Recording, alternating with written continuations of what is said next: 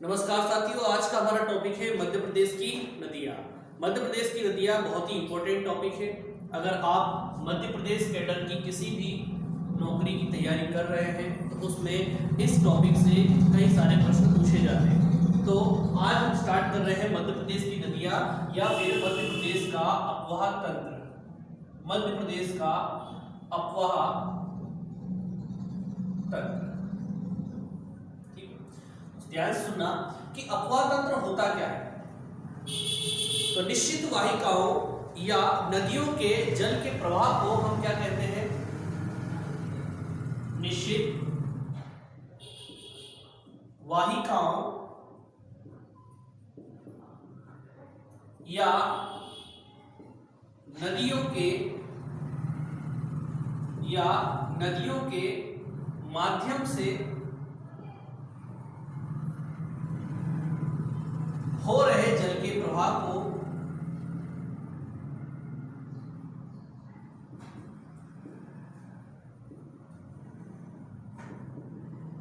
अपवाह कहा जाता है।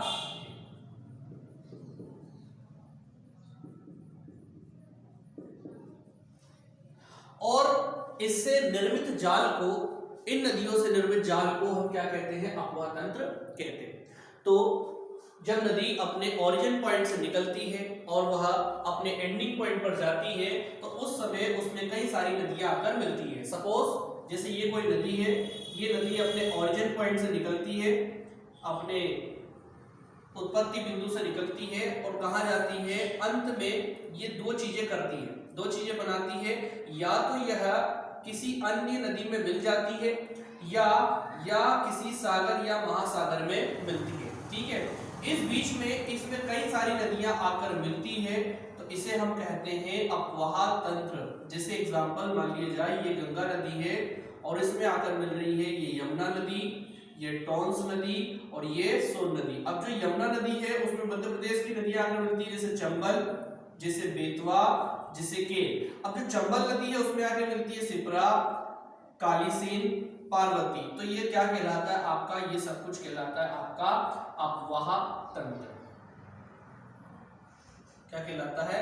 अपवाह तंत्र। अब जैसे ये जो मुख्य नदी है, ये जो नदी है ये अपने ओरिजिन पॉइंट से निकलती है, उत्पत्ति बिंदु से निकलती है और बहती हुई ये कहाँ जाती है? बंगाल की खाड़ी में जाती है। और बंगाल की खाड़ी में जाने के बाद में इसमें कई सारी नदियां मिलती है, मतलब कई सारी नदियों का पानी जो होता है इसमें मिलता है।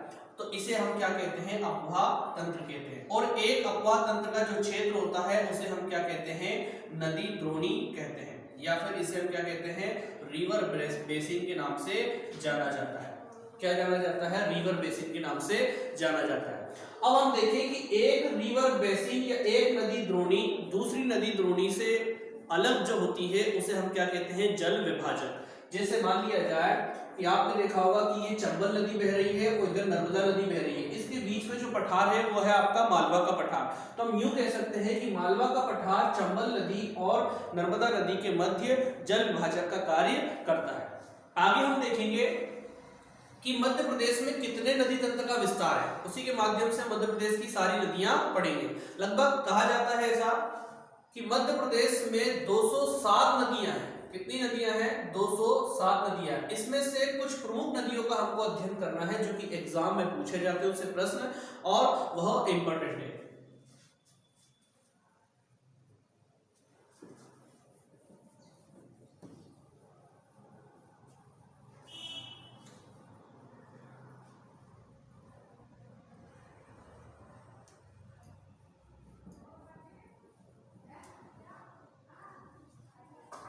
थोड़ा सा डायग्राम गलत हो गया, देखते हैं आगे।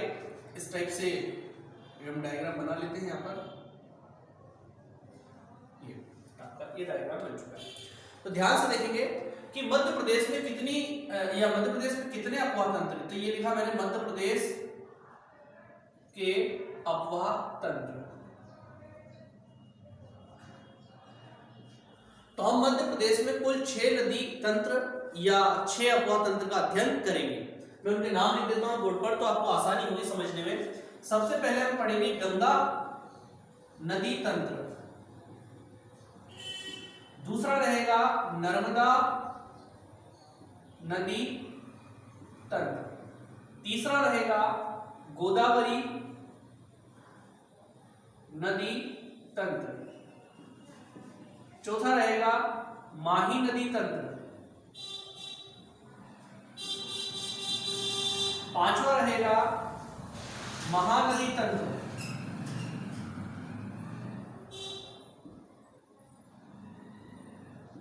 महानदी नदी तंत्र। और अंत में हम देखेंगे एक और, जिसका नाम हो जाएगा ताप्ती नदी तंत्र। इनमें आपको एक कॉमन बात पता चल गई होगी कि जो अपोहा तंत्र हम पढ़ रहे हैं, जैसे मान लो गंगा नदी है। अब गंगा नदी तो हमारे मध्य प्रदेश में आती नहीं है, लेकिन हमारे यहाँ की जो नदियां होती है वह नदियां अन्य नदियों के माध्यम से गंगा नदी में मिलती है। जैसे एग्जांपल हम ले लेते हैं किसका, चंबल नदी का। चंबल नदी की उत्पत्ति होती है इंदौर जिले से, और इंदौर जिले से वह बहती हुई मध्य प्रदेश से राजस्थान जाती है, राजस्थान से यूपी जाती है, और यूपी में वह इटावा नामक स्थान पर यमुना में मिलती है, और यमुना नदी जो है वह इलाहाबाद में गंगा से मिल जाती है।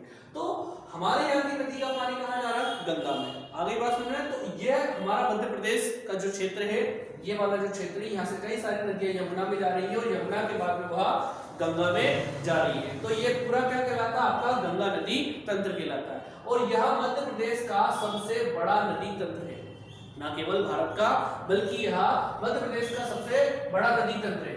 उसके बाद में हम देखते हैं नर्मदा नदी तंत्र। नर्मदा नदी तंत्र जो है मध्य प्रदेश का दूसरा सबसे बड़ा नदी तंत्र है, और नर्मदा जो है वह मध्य प्रदेश की जीवन रेखा अर्थात मध्य प्रदेश की सबसे लंबी नदी है। उसके बाद में हम देखते हैं गोदावरी नदी।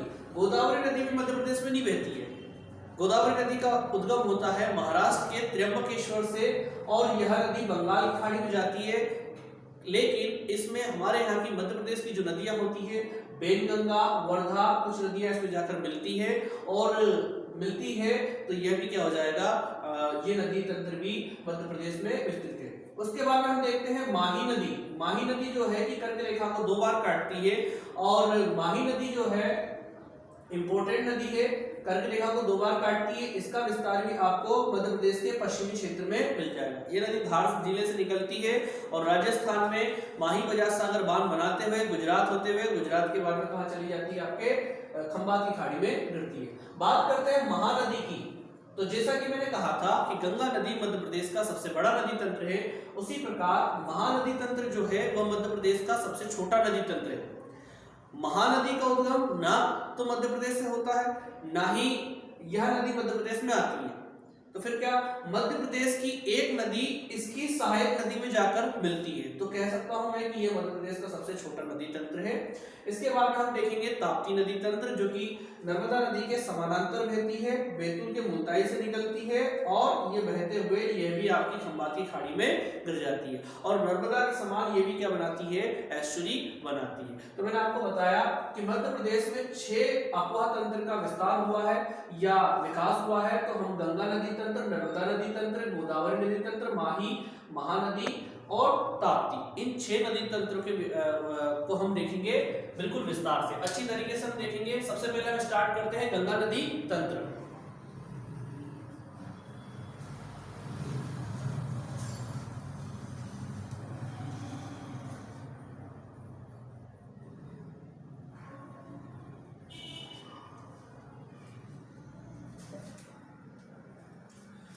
तो मैंने लिखा यहां पर, हम पढ़ रहे हैं गंगा नदी तंत्र। तो सबसे पहली बात तो इसमें ये निकल के आती है कि गंगा नदी तंत्र जो है यह मध्य प्रदेश का सबसे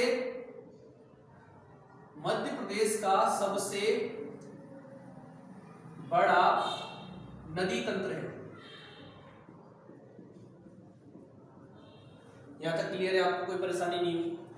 गंगा नदी तंत्र को भी हम अलग अलग उपतंत्र में पढ़ेंगे। जैसे सबसे पहले हम देख लेते हैं कि गंगा नदी के 3 उपनदी तंत्र।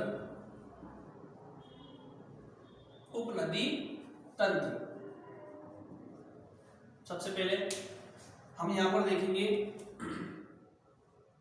बेतवा, सॉरी बेतवा नहीं, यहां हम देखेंगे यमुना,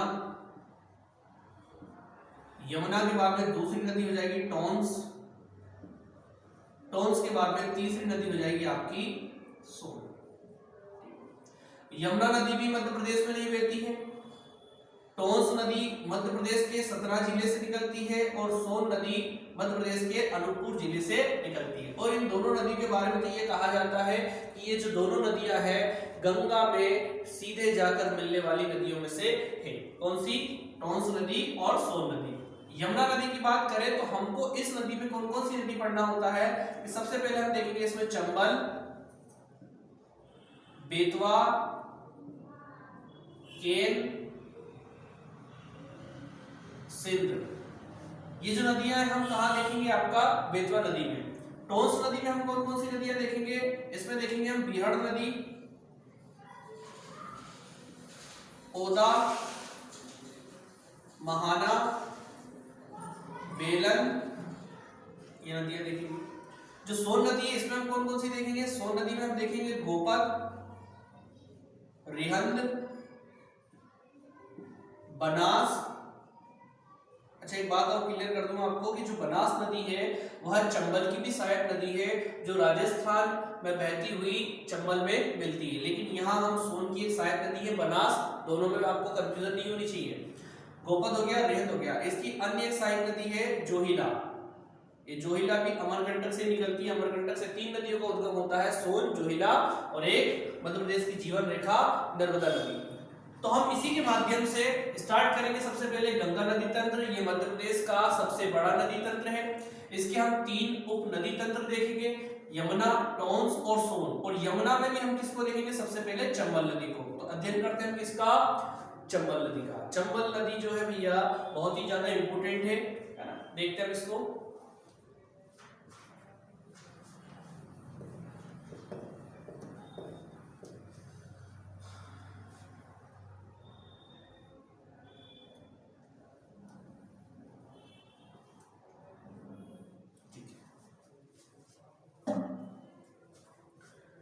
हेडिंग डाल देना चंबल नदी।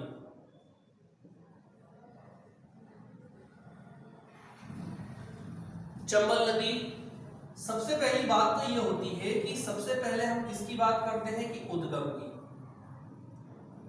कि चंबल नदी का उद्गम होता कहां से, चंबल नदी की उत्पत्ति कहां से होती है। तो चंबल नदी की उत्पत्ति होती है, ये है आपका चंबल नदी का उद्गम स्थल यहां पर।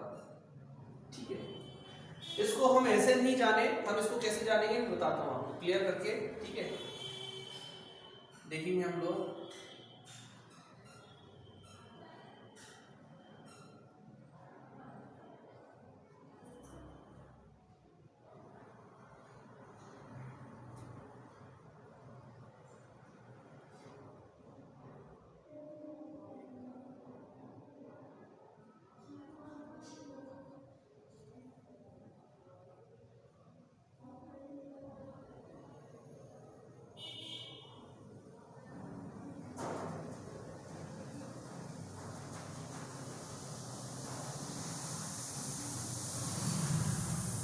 ध्यान से सुनना, मैंने क्या बनाया है। मैंने आपको बहुत ही सिंपल तरीके से मैप के माध्यम से बता दिया है।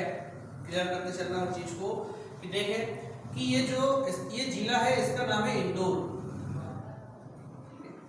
इंदौर में एक जगह है जिसका नाम है महू। महू इसको ऐसा लिखा जाता है, इसका फुल फॉर्म होता है मिलिट्री हेडक्वार्टर ऑफ वार।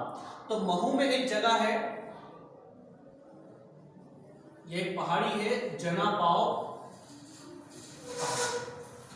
ये विंध्याचल पर्वत है मध्य प्रदेश का, और इसी में है आपकी जनापाव पहाड़ी और वहीं पर स्थित है आपका वांगचू पॉइंट। वांगचू पॉइंट। तो चंबल नदी का उद्गम कहां से होता है? जनापाव पहाड़ी से। अब जैसे ही चंबल नदी इंदौर से निकलती है तो ही ये देखो आप, ये मान लिया जाए इंदौर जिला है और यहाँ से कौन सी नदी निकल रही है? चंबल नदी निकल रही है। चंबल नदी जैसे ही यहाँ से निकलती है, निकलने के बाद में इंदौर जिले में ही इसके ऊपर एक जलप्रपात है जिसका नाम है पाताल पानी। पाताल पानी एक जलप्रपात है, बहुत ही अच्छा प्राकृतिक दृश्य है यहाँ पर, पाताल पानी। अब यह नदी इंदौर जिले से निकलने के बाद में कहां पहुंचती है? धार जिले में। ये कौन सा जिला है आपका? ये हो जाएगा आपका धार जिला, ये हो जाएगा आपका धार जिला। धार जिले के बाद में ये नदी पहुंचती है उज्जैन में। देखो ये प्रश्न आपसे पूछा जा सकता है कि बताओ चंबल नदी का जो प्रवाह है वो मध्य प्रदेश के किन जिलों में है या किस जिले से नहीं है। तो इंपॉर्टेंट हो जाता है कि आपको किस किस जिले से चंबल नदी निकलती है। तो सबसे पहले हमने क्या देखा? इंदौर। इंदौर के बाद में ये पाताल पानी जलप्रपात बनाती हुई धार जिले में प्रवेश करती है, धार में थोड़ी बहती है, उसके बाद उज्जैन चली जाती है। उज्जैन के बाद में ये कहाँ जाती है? आपका रतलाम जिले में। किस जिले में जाती है? ये आपकी रतलाम जिले में। तो रतलाम जिला कौन सा है आपका? ये वाला आपका रतलाम जिला है। रतलाम के बाद में यह मंदसौर में पहुंचती है, मंदसौर में पहुंचती है। बहुत ही इंपॉर्टेंट भी है चंबल नदी, हर एग्जाम में यहाँ से प्रश्न आते हैं, या तो कहीं परियोजना से पूछ लेते हैं, जलप्रपात से पूछ लेते हैं, इसके किनारे बसे शहरों से पूछ सकते हैं, मृदा अपरदन से पूछ सकते हैं, कोई सारे प्रश्न आपसे पूछा जा सकता है। तो चंबल नदी का अध्ययन हम कर रहे हैं, बिल्कुल भी आपको परेशान होने की आवश्यकता नहीं।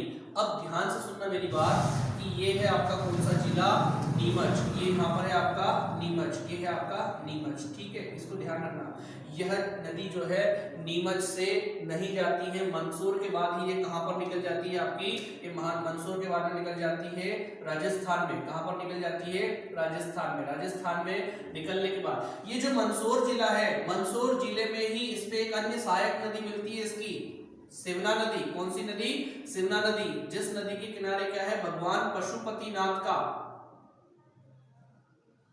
भगवान पशुपतिनाथ का मंदिर स्थित है। अष्टमुखी भगवान पशुपतिनाथ जो कि भोलेनाथ को समर्पित है ये मंदिर, यह सिवना नदी के किनारे स्थित है, ठीक है। अब यहाँ मंदसौर जिले में ही इसके ऊपर एक बृहद बांध बना हुआ है जिसका नाम है आपका कौन सा? गांधी सागर। बहुत इंपॉर्टेंट है गांधी सागर, गांधी सागर बांध।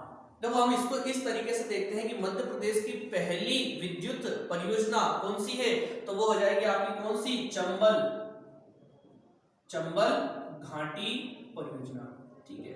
चंबल घाटी परियोजना जो है यह मध्य प्रदेश की सबसे पहली परियोजना है। कब की? 1953। और चंबल घाटी के तहत 3 बांध बनाए गए। कौन कौन से? सबसे पहले हम बात करते हैं गांधी सागर की, ठीक है। उसके बाद में हम बात करते हैं प्रताप सागर की, प्रताप सागर या राणा प्रताप सागर, और तीसरा जो बांध होता है उसका नाम है जवाहर सागर। देखो दोस्तों, बिल्कुल भी परेशान होने की आवश्यकता नहीं है। चंबल नदी का हम अध्ययन कर रहे हैं, हम मध्य प्रदेश की नदियां पढ़ रहे हैं। मध्य प्रदेश की नदियां जो टॉपिक है आपका सबसे महत्वपूर्ण टॉपिक है। हमने देखा कि मध्य प्रदेश में कितने नदी तंत्र का विस्तार है। तो सबसे पहले मैंने क्या बताया आपको? 6 नदी तंत्र का विस्तार है। गंगा नदी तंत्र, नर्मदा नदी तंत्र, माही नदी तंत्र, महानदी तंत्र, गोदावरी नदी तंत्र, और अंत में हमने देखा था ताप्ती नदी तंत्र। हम बात कर रहे हैं गंगा नदी तंत्र की, और गंगा नदी तंत्र की जो सहायक नदियां हैं जैसे यमुना, और यमुना की सहायक कौन सी है आपकी? चंबल। चंबल का उद्गम जो होता है वो कहाँ होता है? इंदौर जिले से होता है। इंदौर जिले में पाताल पानी जलप्रपात बनाते हुए ये किस जिले में जाती है? धार। धार जिले में, धार जिले के बाद में उज्जैन जिले में आती है। उज्जैन जिले के बाद में यह आपके कहाँ पहुंचती है? रतलाम जिले में। रतलाम के बाद यह पहुंचती है मंदसौर जिले में। मंदसौर जिले में ही इसमें सिवना नदी आकर मिलती है। इसके बाद में, और सिवना नदी के किनारे मैंने भगवान पशुपतिनाथ का मंदिर बनाया बताया आपको, ठीक है। इसके बाद में यहाँ पर जो भी एक बांध बना हुआ है इसका नाम है आपका गांधी सागर बांध, जहां पर क्या है आपका 115 मेगावाट की बिजली का उत्पादन किया जाता है। अब यह जो नदी है ये कहां? राजस्थान में प्रवेश कर जाती है। राजस्थान में चित्तौड़गढ़ जिले में इस पर बना हुआ है आपका कौन सा बांध? राणा प्रताप सागर बांध, जहां पर आपका 172 मेगावाट की बिजली का उत्पादन किया जाता है। इसके बाद में यह नदी और आगे बढ़ती है और कोटा जिले के पास पहुंच जाती है। तो कोटा जिले में आपका कौन सा बांध बन जाता है? जवाहर सागर। ये जवाहर सागर आ गए हम, और ये हो गया आपका कौन सा? 99 मेगावाट की बिजली का उत्पादन किया जाता है, ठीक है। अब उसके बाद में यह नदी और आगे बढ़ती है और यहाँ पर है एक सवाई माधोपुर जिला। अब ध्यान से सुनना, अभी मैंने बताया था थोड़ी देर पहले सोन की सहायक नदी में आपका बनास नदी, लेकिन मैंने एक बार वहां पे आपसे क्लियर कर दिया था कि बनास नदी एक राजस्थान में बहती है जो कि चंबल की सहायक है। अब ये नदी आकर बहती है और यहाँ पर मिल जाती है। ये नदी राजस्थान में चंबल से मिल जाती है और मध्य प्रदेश की एक और नदी होती है जो कि आपका शिवपुरी से निकलती हुई श्योपुर से निकलती हुई कहां पहुंचती है आपकी, ये राजस्थान में पहुंच जाती है और यहाँ पर बनाती है आपका त्रिवेणी संगम। क्लियर है, समझ में आया? मैंने क्या बताया, सबसे पहले गांधी सागर, फिर प्रताप सागर, फिर आपका जवाहर सागर, ये आपका 115 मेगावाट, ये आपका 172 मेगावाट और ये हो जाएगा आपका 99 मेगावाट। अब ये जो नदी है ये मध्य प्रदेश में प्रवेश करती है, ठीक है ना। ऐसा प्रश्न आ सकता है कि कौन सी नदी जो है पहले मध्य प्रदेश से राजस्थान में, फिर राजस्थान से मध्य प्रदेश में प्रवेश करती है, मतलब मध्य प्रदेश से निकल रही है और मध्य प्रदेश में फिर से प्रवेश कर रही है। अब यह नदी यहाँ से कौन सा जिला है, यहाँ श्योपुर के बाद में आता है आपका मुरैना के बाद में आता है आपका भिंडी जिला। इन तीनों जिलों से होकर बहती है, ठीक है। अब ये नदी जो है यमुना नदी के पास पहुंचती है, कहां पर, ये आपका यूपी जिला है और ये जो शहर है आपका, ये है आपका इटावा, ठीक है।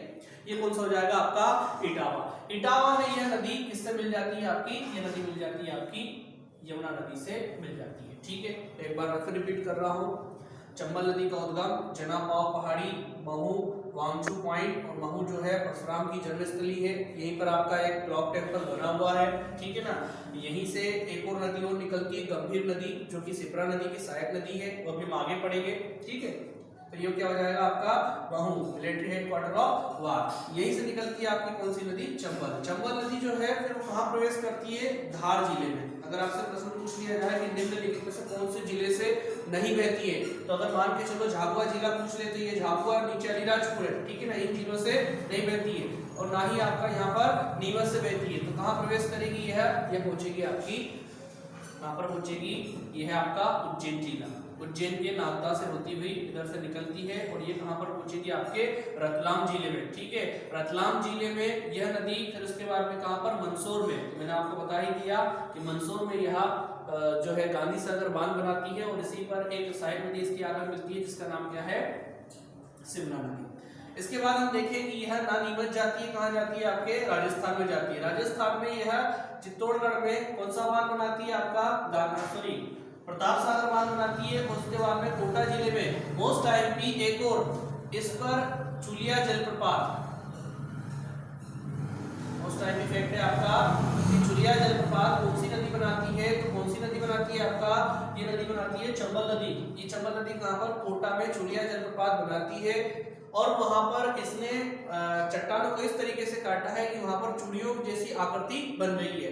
ऐसा लगता है कि कई सारी चूड़ियां वहां पर रखी हुई है, तो इसे चूड़िया जलप्रपात भी कहते हैं। और उसके बाद में इसी का नाम क्या हो गया, चूलिया जलप्रपात। क्लियर है। उसके बाद में ये जो नदी है आपका कहां पर, अपने मध्य प्रदेश में प्रवेश कर जाती है और मध्य प्रदेश में प्रवेश कर जाती है और उत्तर प्रदेश में जाकर इस पर इटावा में क्या होता है, दोनों का संगम हो जाता है, यमुना और चंबल का। और जो यमुना नदी है वह आपका उत्तराखंड यमुनोत्री से बहती हुई आती है और मध्य प्रदेश की कई सारी नदियों का जल को लेकर यह आगे जाकर किसमें मिल जाती है, आपके गंगा में मिल जाती है। यहां तक आपको समझ में आया, बढ़े आगे।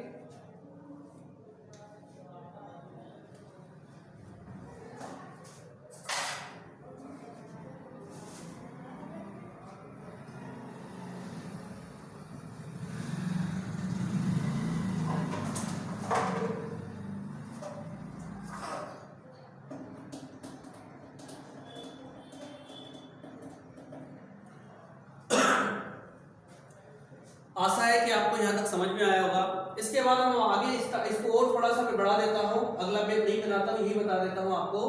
ये देखो जो एग्जाम में प्रश्न पूछे जाते हैं चंबल नदी से, कुछ पूछे जाते हैं कि चंबल नदी के उपनाम क्या है।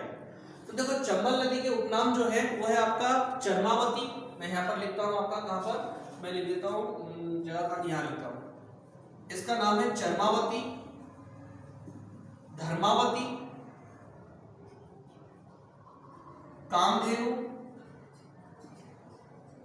और रंती देव की कृति।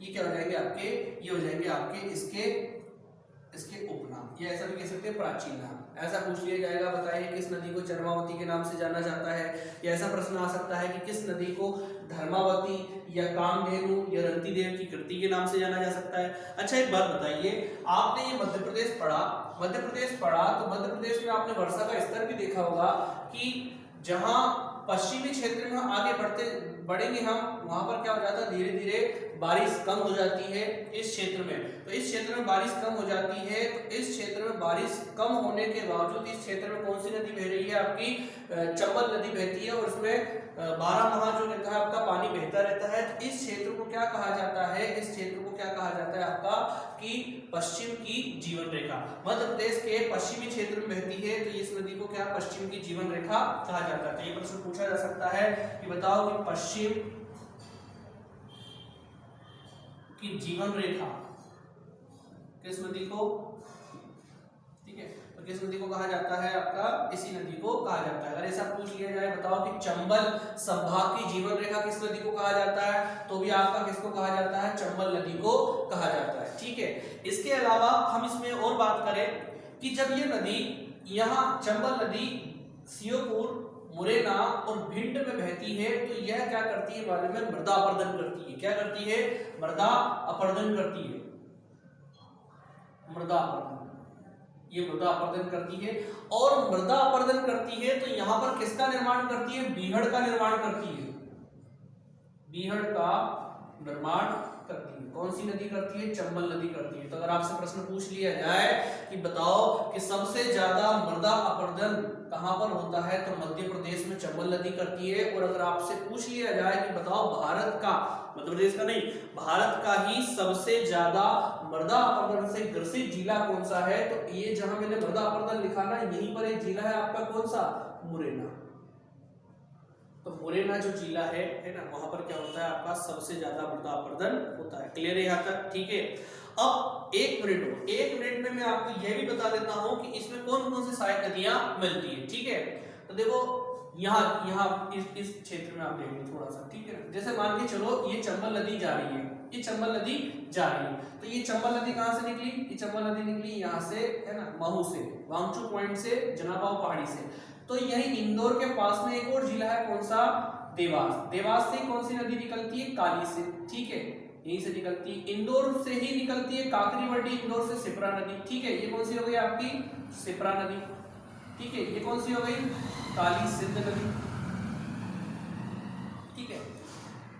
मध्य प्रदेश में सीहोर जिले के जावर तहसील से ही निकलती है कौन सी नदी, एक और, ये निकलती है आपकी पार्वती नदी। कौन सी नदी, पार्वती नदी। और ये सारी की सारी जाके राजस्थान में मिल रही है, ये बात का ध्यान रखना। सवाई माधोपुर जिला है, वहां आसपास आपका किससे मिल रही है, चंबल नदी से। ये आपकी चंबल नदी, ठीक है, ये आपकी चंबल नदी, ये कौन सी आपकी, पार्वती नदी। इसके अलावा यहाँ पर एक और जिला है, कौन सा, भोपाल। भोपाल के पास में विदिशा, विदिशा की सिरोंज तहसील से निकलती है कौन सी नदी, सिंध नदी। तो सिंध नदी भी आपका क्या हो जाएगा, यमुना और चंबल के माध्यम, सिंध नदी जो है आपका किसमें, चंबल के माध्यम से कहाँ मिलती है, आपकी यमुना में मिल जाती है, ठीक है ना, ये यमुना में मिल जाती है। अब सिंध के अलावा यहाँ भी एक और कुनो नदी और मिलती है, कुंवारी नदी और मिलती है, और टीकमगढ़ से निकल के आती है कौन सी नदी, एक और, पहुंच नदी। तो ये कुनो कुंवारी तो एक नाम से, ठीक है, सिंध, चंबल, एक हो जाएगा यमुना, और एक हो जाएगा आपका पहुंच। और ये किसका निर्माण करती है, उत्तर प्रदेश में पंचनद का निर्माण करती है। किसका निर्माण करती है, पंचनद का निर्माण करती है। ये इसकी क्या हो जाएगी, आपकी सहायक नदियां हो जाएगी। जैसे मान के चलो यह नदी है आपकी पहुंच, तो पहुंच नदी को ही पुष्पावती कहते हैं, ठीक है ना, पुष्पावती कहते हैं। और जो पहुंच नदी है उसे उमा भारती जो कैबिनेट मिनिस्टर है, उन्होंने क्या ले रखा है, गोद ले रखा है, ठीक है ना। उसकी साफ सफाई की, उसके संरक्षण की जिम्मेदारी किसने ले रखी है, भारत के कैबिनेट मिनिस्टर कौन है, कैबिनेट मिनिस्टर मंत्री है वह केंद्र में उमा भारती, जो कि मध्य प्रदेश की पहली महिला मुख्यमंत्री है, ठीक है ना, 2003 में। तो ये हमने क्या देखा, चंबल नदी देखी। कौन सी नदी देखी, चंबल नदी देखी।